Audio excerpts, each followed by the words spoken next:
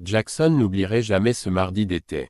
Le jour où tout changea commença comme n'importe quel autre à Red Creek, avec le soleil de midi brûlant qui transformait les rues en rivières de poussière et de désespoir. Il était venu en ville pour acheter des provisions, une corde neuve pour la grange, quelques clous, et du tabac s'il restait de l'argent. Son ranch se trouvait à 2 heures de là, au plus profond des terres, là où la civilisation peinait à atteindre et où les ennuis de la ville le touchaient rarement. Il était en train d'attacher les sacs de provisions à son cheval lorsqu'il entendit les voix.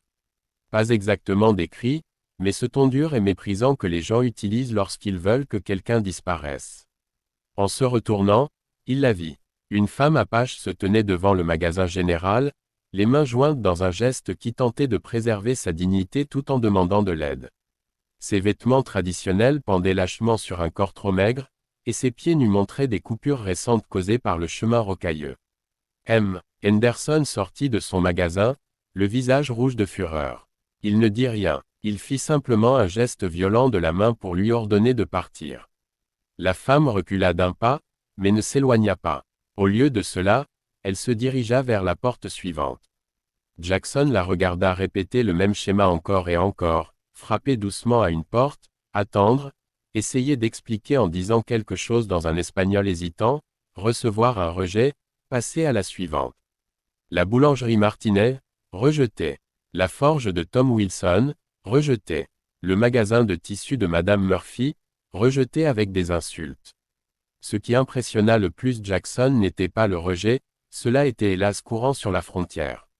C'était sa persévérance. Chaque fois qu'une porte se fermait, elle redressait sa posture, prenait une profonde inspiration et se dirigeait vers la suivante, comme si chaque refus n'était qu'un obstacle mineur sur son chemin, et non la fin de ses espoirs. Mais les corps ne mentent pas. Jackson pouvait voir ses jambes trembler à chaque pas, la façon dont elle devait s'appuyer contre les murs entre les portes, comment ses mains, qui tentaient de rester stables, commencèrent à trembler de façon incontrôlable. À la 10e porte, elle trébucha. Elle se reprit rapidement, mais Jackson avait déjà vu ce genre de faux pas. C'était le corps qui abandonnait alors que l'esprit voulait encore continuer. Si vous aimez cette histoire, n'oubliez pas de vous abonner à la chaîne, et dites-nous en commentaire d'où vous nous regardez. Cela nous fait très plaisir et nous aide à continuer à vous proposer des récits comme celui-ci. La 11e porte appartenait au docteur Miller. Il sortit, la regarda de haut en bas avec une expression clinique, et secoua la tête. Il ne lui laissa même pas la parole. Il ferma simplement la porte et tira le verrou de l'intérieur. Quelque chose se brisa dans l'expression de la femme. Elle ne pleura pas, elle ne cria pas, mais son visage montra pour la première fois une défaite absolue. Elle tituba vers le mur du bâtiment le plus proche et s'y laissa glisser lentement jusqu'à s'asseoir par terre. Elle ferma les yeux, la tête tombant en avant. Ses mains, qui avaient tenté de conserver leur contenance tout ce temps, abandonnèrent enfin et retombèrent inertes le long de son corps. Jackson en avait assez vu. Il détacha son cheval du poteau et le guida dans la rue jusqu'à l'endroit où elle se trouvait. Chaque pas des sabots résonnait dans le silence tendu qui s'était abattu sur la ville. Les gens avaient cessé de faire semblant de ne pas regarder. Maintenant, ils observaient ouvertement depuis les fenêtres et les portes, curieux de voir ce que ferait le solitaire. Jackson, il s'arrêta devant elle. Son ombre tomba sur le visage de la femme, la protégeant du soleil brutal. Elle ouvrit lentement les yeux, comme si même ce simple geste exigeait plus d'énergie qu'il ne lui en restait. Leurs regards se croisèrent, des yeux sombres, profonds, chargés d'histoires que Jackson ne pouvait qu'imaginer. Il n'y avait aucune supplication dans ce regard, aucune larme, seulement un vide résigné qui fissura quelque chose dans sa poitrine. Jackson tendit la main vers elle sans dire un mot. La femme regarda cette main comme si elle venait d'un autre monde. À Red Creek, les mains se tendaient pour pousser, pour indiquer la sortie, pour fermer des portes, jamais pour aider, et surtout pas quelqu'un comme elle. Les secondes passèrent, et elle ne bougea pas. Jackson garda sa main ferme dans l'air, attendant avec une patience qui le surprit même lui. Enfin, avec des mouvements lents et prudents, comme un animal sauvage s'approchant d'un piège qui pouvait être le salut ou la mort, elle leva la main et la posa sur la sienne. Elle était légère comme une plume, peau et eau, rien de plus. Jackson tira doucement, l'aidant à se relever. Elle chancela, et il lui tint le bras pour l'empêcher de tomber. Depuis le bureau de l'autre côté de la rue, Morrison sortit sur le trottoir, croisa les bras et observa la scène avec des yeux calculés. Son contremaître, Dutch, se tenait à ses côtés en mâchant du tabac. Jackson ignora les regards, aida la femme à monter sur son cheval avec précaution, conscient de chaque os qui saillait sous le tissu de ses vêtements. Puis il monta derrière elle, prit les rênes et dirigea l'animal vers la sortie de la ville. Personne ne dit rien, mais leurs regards le suivaient comme des ombres. La femme se tourna légèrement dans la selle. Ses lèvres bougèrent, formant un seul mot que Jackson put à peine entendre au-dessus du bruit des sabots. Aïcha, c'était son nom. Elle le lui offrait comme un cadeau, comme un acte de confiance qu'elle n'aurait probablement pas dû ressentir envers un inconnu. Jackson, répondit-il. Elle hocha faiblement la tête et s'appuya contre sa poitrine, trop faible pour rester droite. Jackson resserra sa prise sur les rênes et accéléra l'allure du cheval. Derrière eux, la ville continuait de les observer, et dans son bureau, Morrison cracha son tabac sur le sol et sourit. Un sourire qui n'atteignait pas ses yeux. Ça va devenir intéressant, murmura-t-il. Le soleil commença sa descente tandis que Jackson et Aïcha laissaient la ville derrière eux. La route jusqu'au ranch était longue, mais pour la première fois depuis des années, Jackson ne se sentait plus complètement seul. Le ranch de Jackson n'avait rien d'extraordinaire. Une maison en bois de 2 pièces, une écurie pour 4 chevaux, un petit poulailler et des terres qui s'étendaient à perte de vue. C'était suffisant pour un homme seul, mais à peine assez pour survivre sur la frontière impitoyable du Texas. Aïcha ne parla pas pendant tout le trajet. Elle restait raide sur la monture, comme si elle craignait que le moindre mouvement ne brise l'accord fragile entre eux. Jackson n'essaya pas non plus d'engager la conversation. Il savait que les mots pouvaient attendre. D'abord la nourriture, ensuite tout le reste. Lorsqu'ils arrivèrent au ranch, le soleil se cachait déjà derrière les montagnes lointaines, peignant le ciel de teintes de pourpre et d'orange. Jackson descendit le premier, puis aida Aïcha à mettre pied à terre. Ses jambes cédèrent au contact du sol et il dut la soutenir pour l'empêcher de tomber. « Attends ici », dit Jackson en la guidant vers le porche et en l'aidant à s'asseoir sur les marches de bois. « Je vais préparer quelque chose à manger. » Aïcha hocha la tête sans parler, ses yeux suivant chacun. Des mouvements de Jackson avec un mélange de méfiance et d'espoir désespéré. Elle avait appris que faire confiance aux Blancs était dangereux, mais la faim était plus forte que la peur. Jackson travailla rapidement, allumant le feu dans le poêle de fer, mettant de l'eau à bouillir et commençant à préparer un simple ragoût avec de la viande séchée, des pommes de terre et des carottes. Ce n'était pas un repas élégant, mais il était nourrissant et chaud. Tout en cuisinant, il regardait par la fenêtre. Aïcha n'avait pas bougé de la marche. Elle était assise, le dos droit, le regard tourné vers l'horizon comme si elle attendait que quelque chose ou quelqu'un apparaisse depuis les montagnes. 20 minutes plus tard, Jackson sortit avec 2 assiettes fumantes. Il s'assit à côté d'elle sur la marche et lui en offrit une. Aïcha la prit d'une main tremblante et, un instant, se contenta de la regarder comme si elle ne pouvait pas croire qu'elle était réelle. « Mange lentement », prévint Jackson. « Si tu manges trop vite après être resté si longtemps sans nourriture, tu vas tomber malade. » Elle hocha la tête et commença à manger. De petites bouchées d'abord, puis de plus grandes à mesure que son corps reconnaissait la nourriture. Jackson mangea en silence à ses côtés, respectant son besoin de se concentrer uniquement sur la satisfaction de la faim qu'il avait consumée pendant des jours. Lorsqu'ils eurent terminé, Aïcha posa l'assiette vide de côté et regarda directement Jackson pour la première fois. Il y avait quelque chose de différent dans ses yeux. Elle restait prudente, mais une étincelle de curiosité, peut-être même de gratitude, y brillait. « Pourquoi » demanda-t-elle dans son espagnol hésitant. « Pourquoi toi aider ?» Jackson haussa les épaules, regardant vers l'horizon où s'éteignaient les dernières lumières du jour. « Tout le monde a besoin de manger, et j'ai besoin d'aide ici. Le ranch, c'est trop de travail pour un seul homme. Les autres pas aidés, les autres haïr. Les autres sont des imbéciles, » répondit simplement Jackson. « Une main qui travaille est une main qui travaille. Peu m'importe d'où elle vient. » Aïcha digéra ses paroles en silence. Il y avait une logique simple dans ce qu'il disait, mais elle savait que sur la frontière, la logique l'emportait rarement sur la haine et la peur. « Que s'est-il passé pour ta tribu » demanda Jackson après un moment. Ce n'était pas dans ses habitudes de poser des questions, mais il avait besoin de savoir à qui il avait affaire. L'expression d'Aïcha se durcit. Ils sont partis vers le nord, nouvelle terre. Moi malade, fièvre. Ils pas attendre, m'ont laissé. L'histoire était plus courante que Jackson n'aurait voulu l'admettre. Les tribus Apaches étaient repoussées de plus en plus loin. Leurs terres prises, leurs ressources épuisées. Abandonner les malades n'était pas de la cruauté, c'était de la survie. Mais cela n'en rendait pas la douleur moins vive. Et tu n'as pas pu les rattraper ensuite. Aïcha secoua la tête. Quand j'ai été mieux, il très loin. Moi seul, marcher des jours, arriver ville, penser peut-être blanc donner nourriture, travail. Elle rit amèrement. Je me suis trompé. Jusqu'à aujourd'hui, corrigea Jackson. Elle le regarda avec ses yeux sombres qui semblaient contenir des siècles de douleur. Jusqu'à aujourd'hui, répéta-t-elle doucement. Les jours suivants établirent une routine. Aïcha dormait dans la petite pièce du fond que Jackson utilisait pour ranger ses outils. Il l'avait nettoyée du mieux qu'il pouvait et lui avait donné des couvertures propres. Ce n'était pas grand-chose, mais c'était mieux que de dormir sous les étoiles en territoire hostile. Pendant la journée, Aïcha travaillait. Au début, Jackson craignait qu'elle soit trop faible, mais il fut surpris par sa résilience.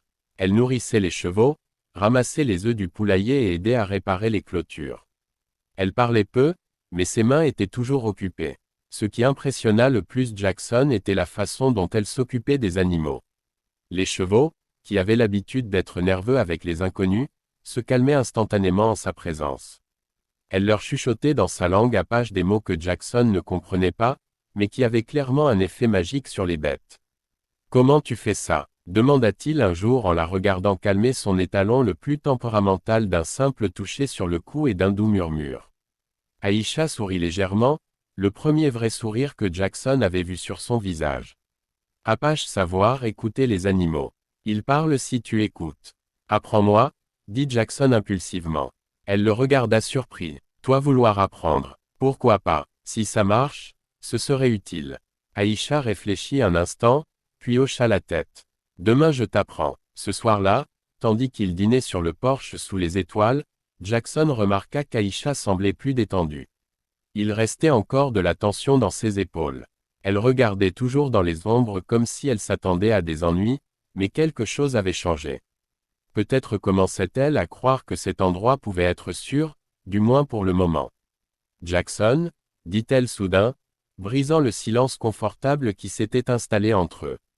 Oui, merci. Ce n'étaient que 2 mots, mais venant d'elle, ils signifiaient tout. Jackson hocha la tête sans avoir besoin d'en dire plus. Sur la frontière, où les mots coûtaient peu et où seules les actions comptaient vraiment, ce simple remerciement valait plus que n'importe quel discours. Mais aucun des deux ne savait que leur tranquillité ne durerait pas longtemps. À Red Creek, à 2 heures de là, Morrison était dans son bureau en train de planifier. Et quand Morrison planifiait, quelqu'un finissait toujours par souffrir. La tempête approchait, ce n'était qu'une question de temps avant qu'elle n'atteigne le ranch de Jackson. La 3e semaine du séjour d'Aïcha au ranch apporta des changements que Jackson n'avait pas anticipés. L'endroit semblait différent, d'une certaine façon plus vivant. Les plantes du petit jardin qu'il avait négligé commencèrent à fleurir sous les soins d'Aïcha. Les chevaux paraissaient en meilleure santé. Même la maison semblait plus accueillante. Bien qu'aucun des deux n'en eût beaucoup parlé, ils avaient développé leur propre langage, un langage qui allait au-delà des mots. Un regard signifiait que l'eau était prête. Un geste indiquait que les clôtures avaient besoin d'être réparées. Le silence entre eux n'était plus gênant, mais confortable, naturel, comme le cours d'une rivière qui connaît son chemin. Mais le monde extérieur ne les avait pas oubliés. Jackson était en train de réparer la porte de la grange lorsqu'il entendit le bruit de chevaux qui s'approchaient. 3 cavaliers apparurent sur le chemin poussiéreux menant à son ranch. Il reconnut immédiatement le chef. Morrison, avec son large chapeau noir et son visage creusé par des années de soleil et d'avidité. Aïcha se trouvait près du puits en train de tirer de l'eau. En voyant les cavaliers, son corps se tendit comme un arc prêt à décocher. Jackson lui fit un signe discret de la main, lui indiquant sans un mot de rester calme. Morrison arrêta son cheval à quelques mètres de Jackson, flanqué de son contremaître Dutch et d'un autre homme que Jackson ne connaissait pas. Les 3 regardèrent le ranch avec des expressions de mépris à peine dissimulées. Cole, dit Morrison en crachant un jet de jus de tabac sur le sol. On doit parler. Morrison, répondit Jackson sans quitter sa position. Je ne me souviens pas de t'avoir invité sur ma propriété. Je n'ai pas besoin d'invitation pour parler à un voisin. Morrison sourit, mais il n'y avait aucune chaleur dans ce sourire. Surtout quand ce voisin fait quelque chose qui affecte toute la communauté. Je ne vois pas de quoi tu parles. Non, Morrison montra du menton à Aïcha, qui restait près du puits, immobile mais aux aguets. Cet Apache. Les gens en ville parlent. Ils disent que tu l'as amené ici, que tu l'as fait travailler pour toi. C'est mon ranch. J'engage qui je veux. Ce n'est pas si simple, Cole. Morrison descendit de cheval, suivi de ces deux hommes. Il s'approcha de Jackson d'un pas lent et délibéré. Red Creek a des règles. Des règles non écrites, mais des règles tout de même. Et l'une d'elles, c'est qu'on n'amène pas d'ennuis Apaches jusqu'à nos portes. Elle n'est pas un ennui. C'est une travailleuse. Dutch rit avec dédain. Une travailleuse. Comme c'est joli. Et quoi d'autre est-elle pour toi, Cole? Un animal de compagnie. Un divertissement. La mâchoire de Jackson se contracta, mais il garda la voix contrôlée. Surveille ta langue, Dutch. Tu es sur ma propriété, et je ne tolérerai pas ce genre de remarques. Morrison leva une main pour faire taire son contremaître. Doucement, les gars. Cole, soyons raisonnables. Je comprends que tu aies besoin d'aide ici. Le ranch, c'est beaucoup de travail pour un seul homme. Mais il y a des façons correctes de faire les choses. Je peux t'envoyer un de mes hommes, quelqu'un de fiable, quelqu'un qui ne rend pas les voisins nerveux. Je n'ai pas besoin de ton aide, Morrison. J'ai toute l'aide dont j'ai besoin.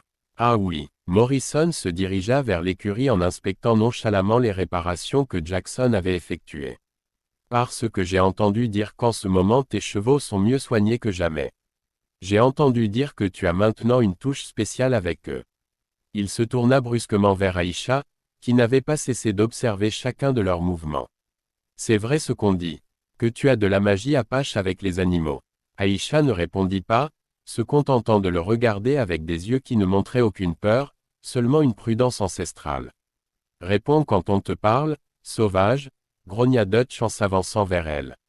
Jackson se planta sur son chemin si rapidement que Dutch dut s'arrêter net. Fais un pas de plus vers elle et je te casse la mâchoire, Dutch. Peu m'importe pour qui tu travailles.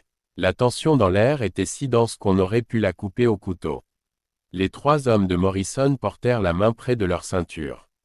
Jackson garda une posture détendue mais prête. Il reconnaissait la violence lorsqu'il la voyait approcher, et celle-ci était dangereusement proche de devenir laide. Morrison brisa le silence d'un rire forcé. Allons, les gars, on n'est pas venu pour se battre. On est venu raisonner. Il se tourna vers Jackson. Cole, écoute, je sais que tu es un homme têtu. Tu l'as toujours été, mais pense à ton avenir. Tu as un bon ranch ici, de bonnes terres. Est-ce que ça vaut le coup de tout risquer pour une Apache? Je ne risque rien, je fais ce qui est juste. Juste, Morrison secoua la tête. Sur la frontière, Cole, le juste, c'est ce qui te maintient en vie. Et protéger les Apaches n'est pas une façon de vivre très longtemps. C'est une menace, Morrison. C'est un conseil de voisin. Morrison remonta sur son cheval. Mais si tu ne veux pas écouter les conseils, peut-être que tu écouteras ceci. Les gens de la ville sont agités. Certains parlent de venir ici, de faire partir cet Apache. Et quand ça arrivera, je ne pourrai pas les arrêter. Je ne t'ai jamais demandé de me protéger, non, mais tu vas en avoir besoin. Morrison regarda directement Aïcha, ses yeux froids comme l'acier. Reste hors des ennuis, Apache. Cette ville n'est pas tendre avec les gens de ton espèce. Et s'il arrive quelque chose de mauvais, s'il y a le moindre problème, tout le monde regardera d'abord ce ranch. Jackson s'avança, sa voix basse mais ferme. Si quelqu'un vient sur ma propriété pour provoquer des ennuis, je le recevrai comme il se doit. Et cela inclut tes hommes, Morrison. Morrison sourit, mais c'était un sourire sans humour. De braves paroles, Cole. J'espère que tu n'auras pas à l'éprouver. Il éperonna son cheval. Allons-y, les gars, on a dit ce qu'on était venu dire. Les trois cavaliers s'éloignèrent, laissant derrière eux un nuage de poussière et des menaces à peine voilées. Jackson resta immobile jusqu'à ce qu'il disparaisse complètement de sa vue. Puis il se tourna vers Aïcha. Elle avait posé le seau d'eau et se tenait debout, les bras croisés. Son visage était inexpressif, mais ses yeux brillaient d'une émotion que Jackson ne parvenait pas tout à fait à déchiffrer. « Ça va ?» demanda-t-il. Aïcha hocha lentement la tête. « Homme comme lui, j'en connais beaucoup. Il dangereux, je sais, peut-être mieux que je parte. Pas vouloir problème pour toi. Non. » Le mot sortit plus fort que Jackson ne l'avait voulu. « Tu ne vas nulle part. C'est ta maison maintenant, si tu le veux. » Aïcha le regarda longuement, cherchant quelque chose dans son visage. Enfin, elle hocha la tête. « Merci, Jackson. » Cette nuit-là, tandis que les étoiles brillaient au-dessus du ranch, Jackson ne put dormir. Il savait que Morrison n'était pas le genre d'homme à faire des menaces en l'air. Quelque chose arrivait, quelque chose de mauvais. Et quand cela arriverait, Jackson devrait décider jusqu'où il était prêt à aller pour protéger une femme qui, en seulement 3 semaines, était devenue bien plus importante pour lui qu'il ne l'avait jamais imaginé. Les 2 semaines suivantes se déroulèrent dans une tranquillité trompeuse.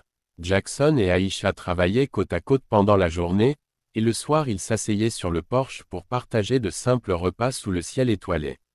Peu à peu, l'espagnol d'Aïcha s'améliorait, et avec lui leur conversation devenait plus profonde. Elle lui parlait de son enfance dans les montagnes, des traditions de son peuple, de la façon de lire les signes de la nature. Il lui racontait sa vie avant le ranch, la solitude qu'il avait connue depuis la mort de ses parents, les rêves qu'il avait pour ce morceau de terre. Il y avait des moments fugaces mais indéniables où leurs regards se croisaient et où quelque chose passait entre eux, quelque chose qu'aucun des deux n'osait encore nommer. Mais Jackson n'avait pas oublié la visite de Morrison. Il dormait d'un sommeil léger, son fusil à proximité du lit, et il avait raison d'être sur ses gardes. La nuit arriva sans prévenir. Jackson se réveilla au bruit de sabots qui approchaient rapidement. Ce n'étaient pas les pas prudents de visiteurs ordinaires. C'était le galop urgent d'hommes aux mauvaises intentions. Il se dressa d'un bond, saisit son fusil et courut à la fenêtre. 4 silhouettes se déplaçaient dans l'obscurité autour de l'écurie. Elles portaient des outils lourds et des cordes. Jackson reconnut immédiatement l'intention, et son sang se glaça. Il courut pieds nus vers la chambre d'Aïcha.